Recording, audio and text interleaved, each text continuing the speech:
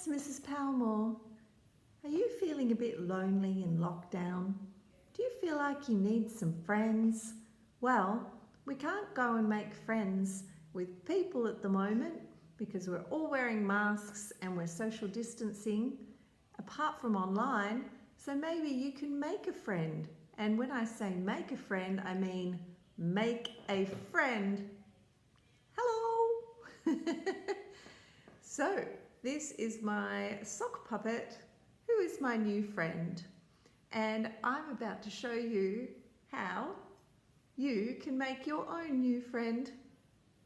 Okay, so I'm going to use this old sock that's all stretched out so it doesn't stay up anymore. It's actually very annoying. Nothing more annoying than slippery socks.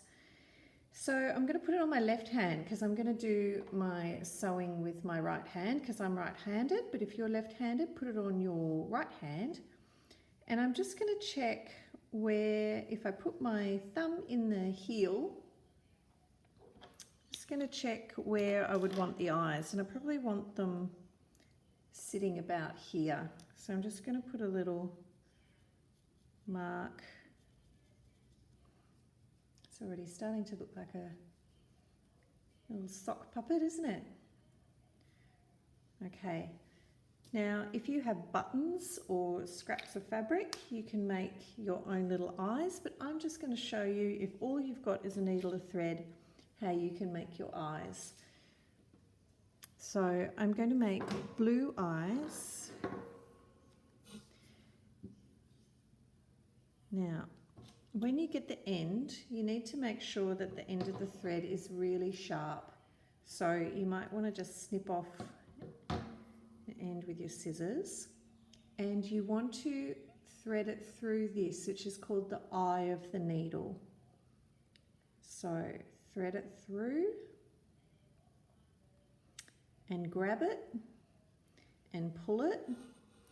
And it's what I call the necklace. So we want to make it, we'll trim it off the same at the end here. And you want to hang the needle so it hangs down like a necklace, and make sure that you match the ends together. Now when we do this, we want to go around our finger so we make a loop. Then we want to put the ends back up through the loop and hold them, and then just wiggle that loop a little bit up and you will have a knot.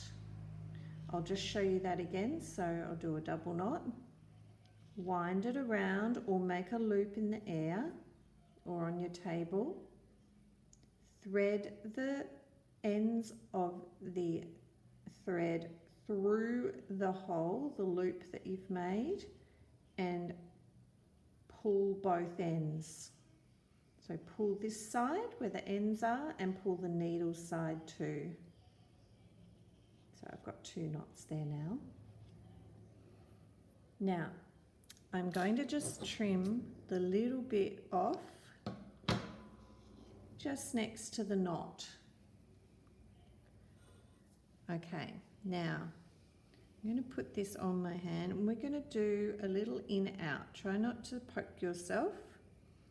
Can you see I've gone in and out just near that texture mark.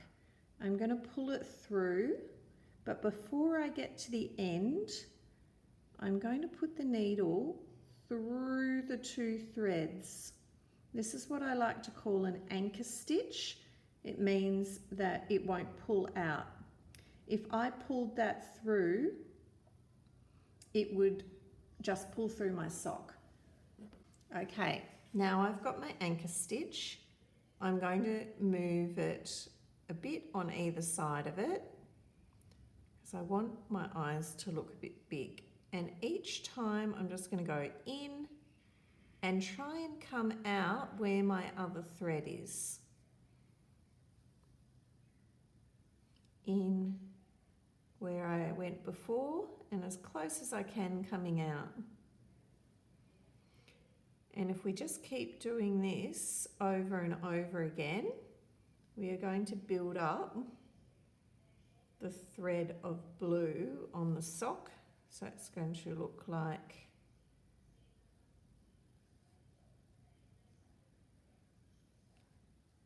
an eye.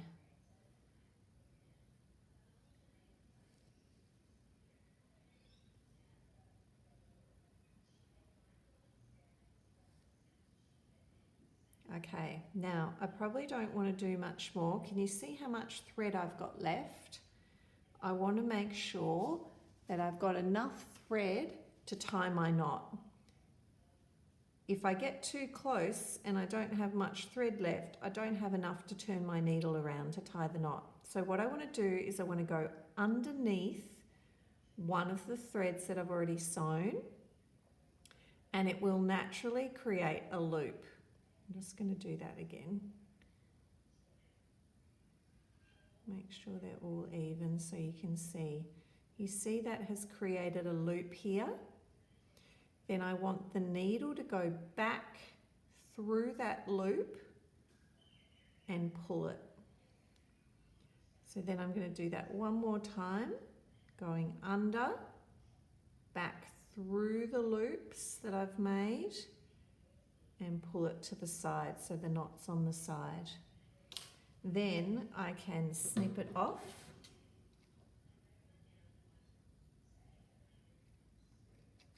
Like that. Now I can put more thread on and I can decorate that. If I wanted to, I could use black, and I can make some eyelashes by going out to certain points. And I'm going to turn the end in like this, and I'm just going to stitch around so it gives it a little bit like lips. So I might use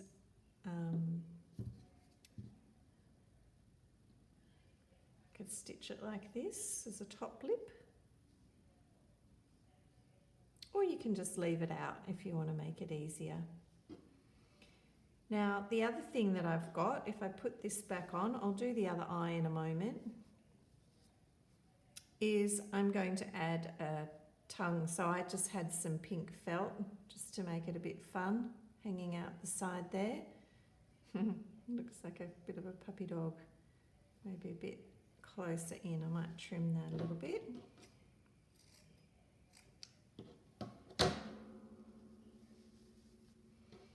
So I'm just going to sew that on again, threading my needle, sewing the end, and I'm just going to stitch it along here. So I'll show you how to do that.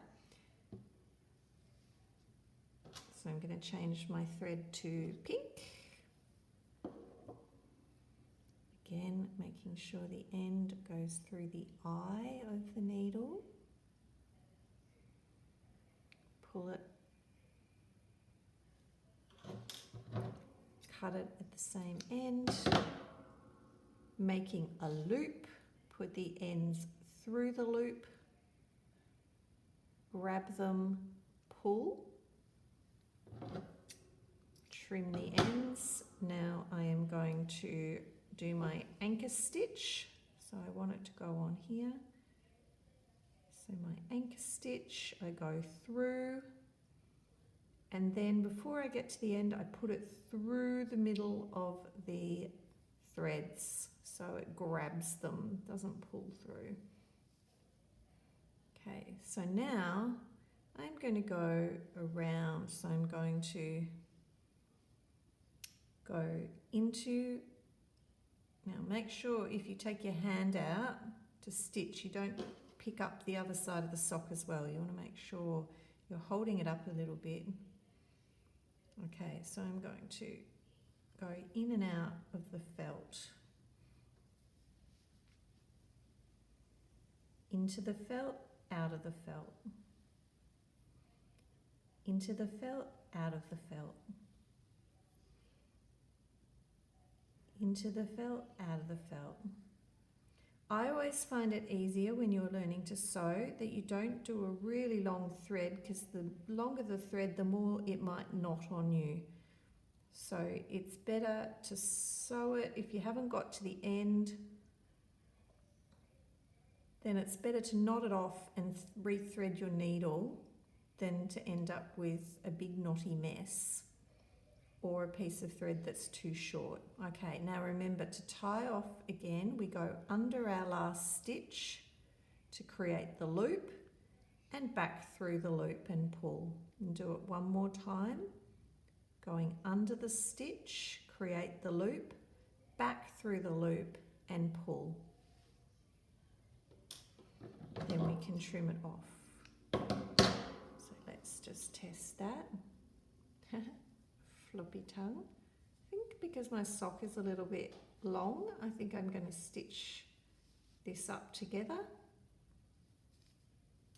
So might need a longer piece, and maybe because I have that, I might add some extra details, which you can do if you have things like leftover bits of fabric or buttons. Here I could just sew the middle of this rectangle together to create a bow, and I might actually do some out of this scrap. I might cut some lips, so go in and out here, or you could put a mustache on yours. I could sew that on there, that would look cute. Got to do the other eye, the hair bow, and if you have some wool, just hold your wool in one hand, wind it around your hand. You can do this longer if you want. I'm just going to do a short head one. Snip it all in the middle. And then we can sew that in the middle and sew that on. So I would tie this together first in the middle. Let's do that so it doesn't fall apart. Again, crossing your threads over, thread one through the loop and pull. Crossing your threads over to create a loop, one end through the loop and pull. There's a bit of blue thread there. All right, so then I can sew that on. I can put my bow in my hair if I want to. Can add my lips, I've got my tongue, and I've got to do the other eye. So I'll do that while you finish yours. Here she is. I've sewn her bow on, her hair, she's got her two eyes, some lips I've used to make the end, I've tucked the end in and sewn the lips on, and the tongue. So now I've got a new friend. Bye everybody, I'm going to make my own puppet show.